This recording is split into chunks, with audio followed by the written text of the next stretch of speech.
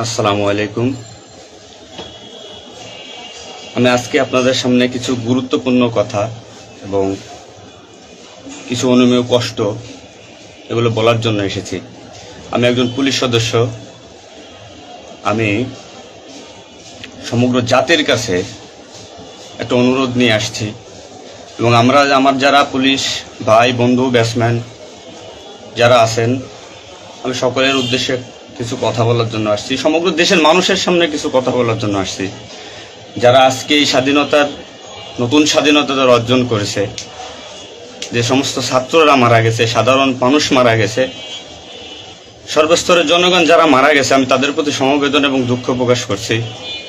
এবং আমার যারা পুলিশে যারা মারা গেছেন যে সমস্ত ভাইয়েরা, তাদের প্রতি আমার সমবেদনা, তাদের পরিবারের জন্য আমার সমবেদনা।